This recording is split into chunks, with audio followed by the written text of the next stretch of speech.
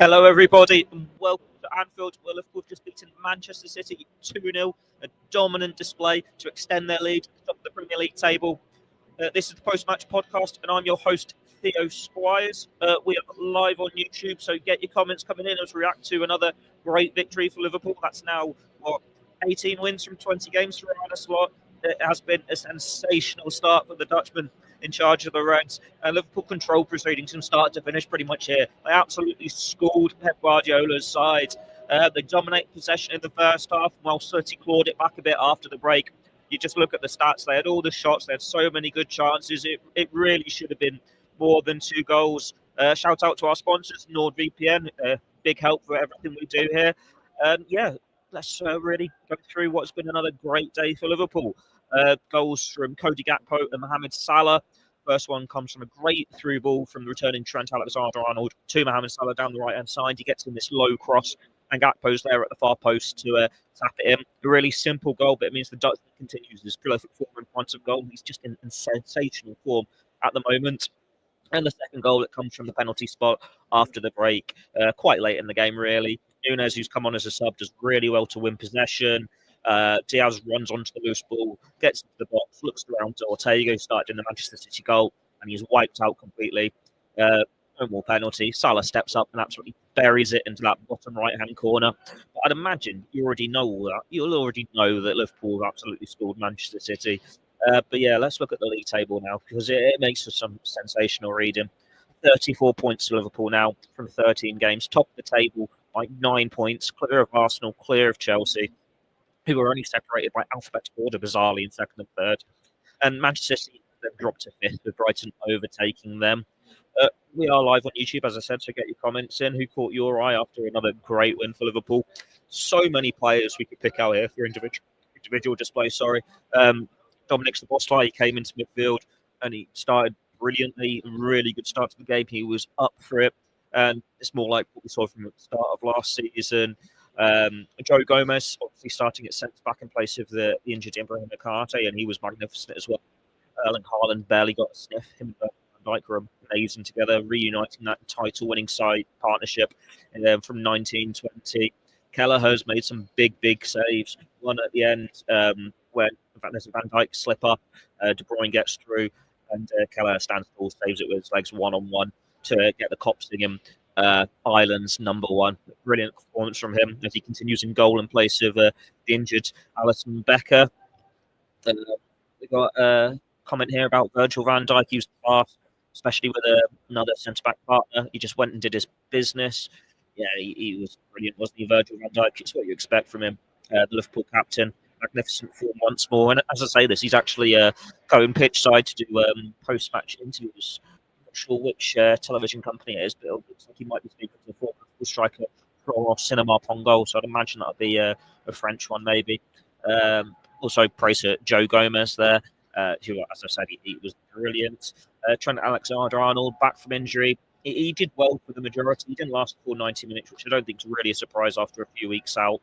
He was given a bit of a sorry time by Jeremy Doku when Doku came on, but he still stopped Doku creating much. Kranjcar came on for him and went right back after 73 minutes, but he played his part in the opening goal, and he did really well on his return from injury. And then what more can you say about that front three? Gakpo gets his goal. He was dangerous, cutting inside, causing Kyle Walker no ends of problems, creating chances. Salah gets a goal, gets an assist. Mohamed Salah is just Mohamed Salah, isn't he? He's having a brilliant season so far. And that'll have him breathing down Erling Haaland's neck in the race for the Golden Boot now. Yeah, Haaland's on 12 goals, Salah's on 11, but Salah's got 7 assists. So Salah's next goal will have him leading the charts for the Golden Boot. It's been a while since he won that, but yeah, he's on for it, isn't he, at the moment? If City carry on like this, you wouldn't bet against him pipping Erling Haaland from 13 games. It's brilliant. Diaz, he was up front through the middle. He caused City problems, but he probably would have been a bit more comfortable in his favoured left-wing position. Liverpool just got so many attacking options at the moment. If we look at other talking points, we've got Harvey Elliott made his comeback, came on in stoppage time for Luis Diaz, so Diaz got a standing ovation, but it's so good to see him back out there for Liverpool. Hasn't played since August, he fractured his foot, So much needed return from him to bolster Liverpool's options. Though they could do with a few more defenders, couldn't they? They've only got 5 fit at the moment. We saw Ibrahim Konate on crutches, Costa Simicas on crutches in a protective boot pitch side. So hopefully that's just precautionary. Yeah, a really good performance from Liverpool against Manchester City, who just lost at the moment. Like in the first half, they were just not getting near Liverpool passing it around easily. In the second half, when they were doing it again, you had the fans going cheering every successful pass. They were chanting, "You're getting sacked in the morning" at Pep Guardiola. The Spaniard responded with 6 fingers in reference to his Premier League titles. Or should we just say it's in reference to how many European Cups Liverpool have won? Obviously, they've got the superior record in that competition, and they are well on course for going far in both Europe and doing the business in the Premier League this year. It was just another great performance from him. Ryan Gravenberch was every week at the moment. He was magnificent in midfield, winning so many interceptions, pouncing on City mistakes, turning well, beating players for fun, sprinting away, creating attacks. He is just in such good form at the moment. I pretty much just named the 11 here, haven't I? And I imagine Doyley's player rating is going to say similar. Go Liverpool player ratings is really sensational, and 6 others excellent versus Man City. Now, this is on the Echo website. Yeah, there are plenty of 8s and 9s. Virgil van Dijk gets a 9. He's a star man. To be honest, Van Dijk could have had a hat trick. He was really unfortunate. He hit the woodwork with one and headed just off target with another couple of headers from the corners. Can you imagine if Virgil van Dijk gets a hat trick in this game? Madness. Anyway, Salah gets a 9 as well. Let's be honest, he probably should have scored before the penalty. He was 1-on-1 after a defensive mistake, and he failed to hit the target, really, which you don't expect from Mohamed Salah. But still, he steps up in the moments when they need him to. And Szoboszlai gets a 9 as well from Doyley. As I said, he was brilliant in the first half in particular. So many 8s in the rest of those ratings. But yeah, another great individual display from Liverpool. Got any more comments coming in? Like I say, we are live. Great save by Kelleher at the end. Great to see Harvey get on. Yeah, we've covered that, haven't we? Might as well run through the results today. So Chelsea 3, Aston Villa 0, Manchester United 4, Everton 0. I suppose one of them's got to win, didn't they?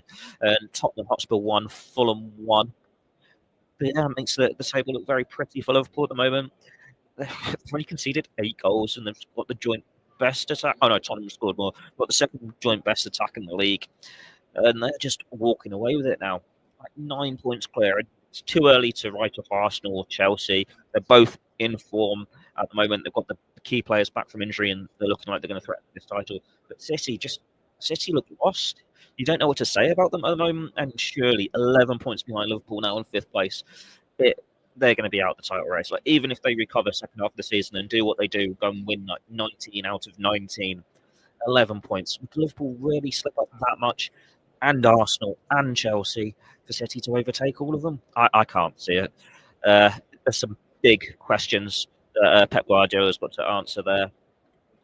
But yeah, Liverpool, they will let him worry about that. That's his problem. They can just enjoy their football under Arne Slot. Trying to think what other chances we can talk about, really, because it was just a great performance from Liverpool. And what a week they've had. You think they've beaten the reigning European champions 2-0 in Real Madrid, and now they've beaten the reigning English champions as well in Manchester City. Weeks don't get any bigger. Tests don't get any bigger. And we keep saying it in the season, don't we, when Liverpool have these tough run of games. This will be when they probably slip up a little bit. And they still find a way to grind it out. They still find a way to get the result. And it's not just fighting it to a draw, getting it over the line, a victory without quite deserving it. They're on top in these games as well. And just looking so good under Arne Slot. It's like, how long do they keep it up? We know that runs come in, and it's going to be even tougher going into the Christmas period. Newcastle away is next midweek. Then you've got the Merseyside derby on Saturday in the early kickoff at Goodison Park. Then there's Girona in the Champions League, which again, I think they've got to secure a top 8 finish, which be a nice little bonus for them if they could steal that place in the round of 16 with 2 games to spare. Obviously, seeding comes into it, so you can't just rotate properly for those final 2 games because you still need to win them so you can get as good a seeding as possible. Other fixtures have Liverpool got coming up. After that, it's Fulham at home on the 14th.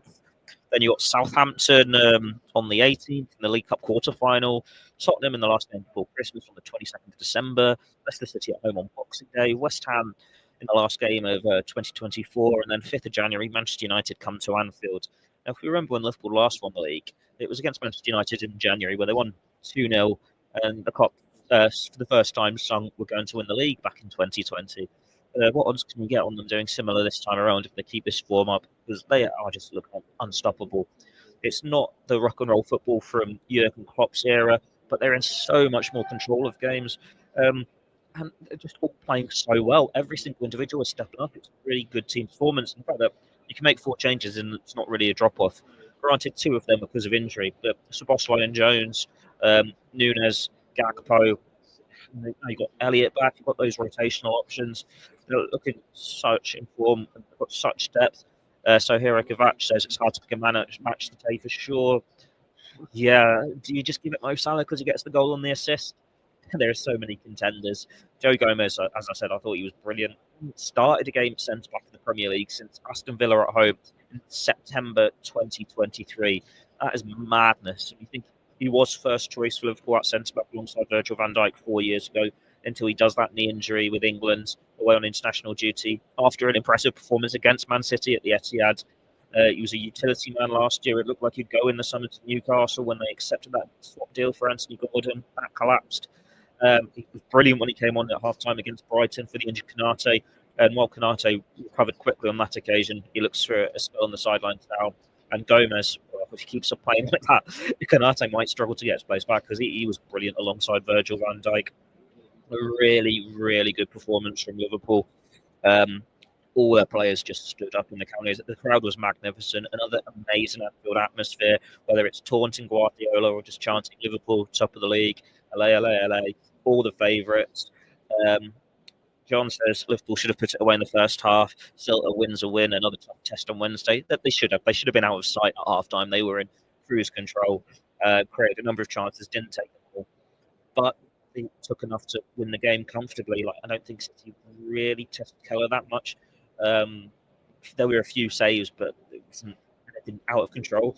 And when you think, oh, they could score here, and that was De Bruyne at the end, they're already 2-0 up.